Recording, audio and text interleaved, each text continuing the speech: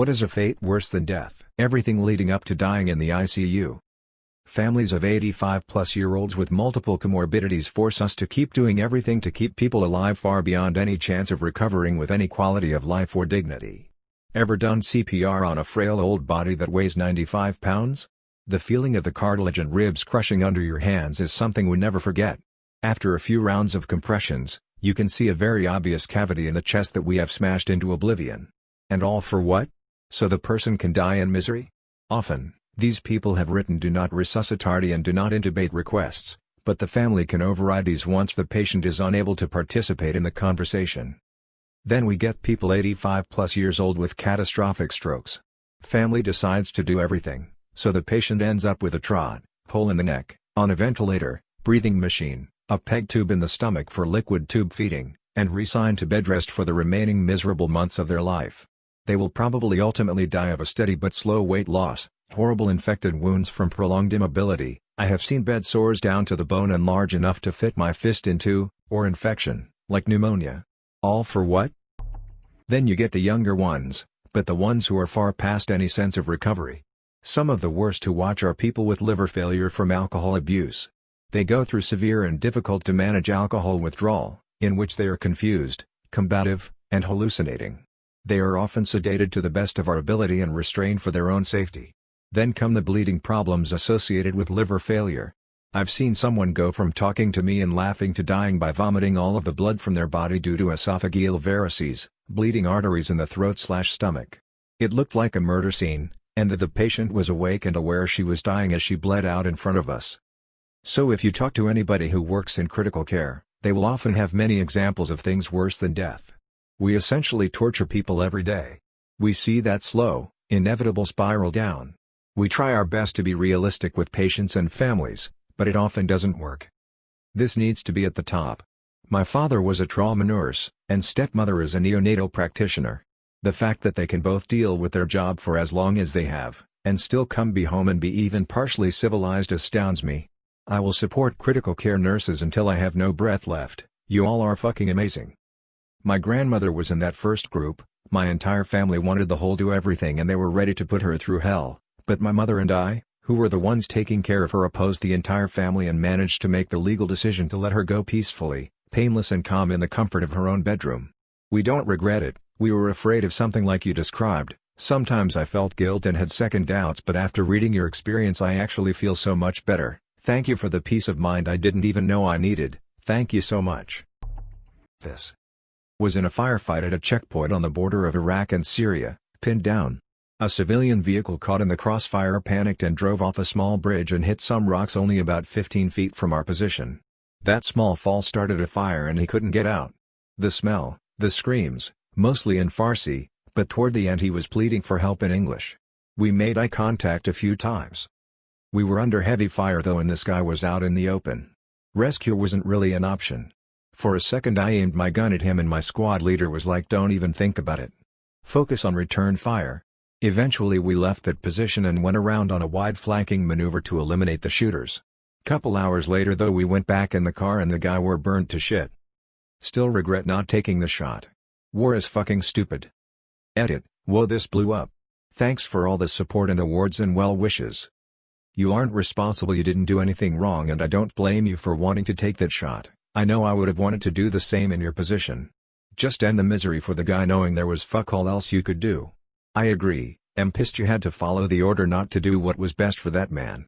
I am sorry you are haunted by this and I hope you can one day let that go because you didn't cause his crash, you did your job and you are not at fault in any way. War is no joke and decisions nobody should have to make are made in a split second. I send a huge hug one vet to another. Just know this was not and never will be your fault. Sorry if I am not wording things quite right, I hope what I'm trying to say comes across the way I mean it and makes you feel better not worse.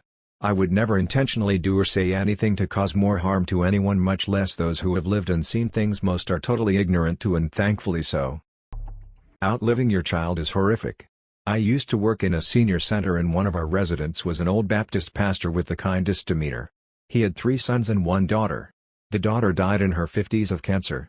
All 3 sons served in Vietnam, one died in combat, another took his life, and another died of cancer due to Agent Orange.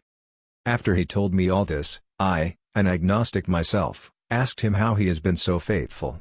He just said if I didn't have a reason to believe this would all make sense someday, I would just fall apart. That just straight ripped me into pieces. Edit, thanks for the award. Bella detesta matribus. It's Latin for mothers hate wars. Having lost a brother, I can just say that although it hit Mom the hardest, my dad just never gave up grieving. My mother is okay, some days. But Dad? He didn't break, just a hairline crack that doesn't go away. And I hate it. Hate going home with some good news and seeing them smile that half-vacant smile. As if they were wishing it were him standing there. As if half of them, half of us, half of this family is already dead. We became half people the day he left us. Dad was our rock. Still is. But, some days, when it gets too much, I can just feel him screaming silently into the void, asking God why. Why not him? Bella detesta matribus, indeed. But fathers don't forget. Severe radiation poisoning is the worst. The radiation kills a bunch of your cells and makes a bunch more unable to replicate. You'll start by feeling tired, nauseous, etc. If you didn't receive an instantly fatal dose, your body will try to repair and clean up the damage but it can't. After a few days to a week, all the dead cells that are trapped by your still living skin start to fall off because the skin is starting to turn over, as it does usually. There's no new cells to replace the dead ones though, so skin starts falling off in chunks and strips. You're in pain because it'll feel like someone flayed you, not to mention that something similar is happening to all your organs at the same time. Basically, imagine walking around and then suddenly bam! You're dead but you don't know it yet. Your body is abruptly composed of 10% dead and going to be necrotic tissue. Radiation is a worse death than dying by fire, which was previously the worst as far as I know. Post-nuclear war LPD, if you shit blood after full-body radiation exposure, there is 0% hope for rescue, even with Star Trek level tech. The blood shitting is a sign your GI system is going to collapse. There is no reversing that, let alone all the other horrible stuff that's about to happen to you. So if you ever see that, just lock yourself in a garage with a car and make it quick and painless. Otherwise, it can take a few to a couple of weeks.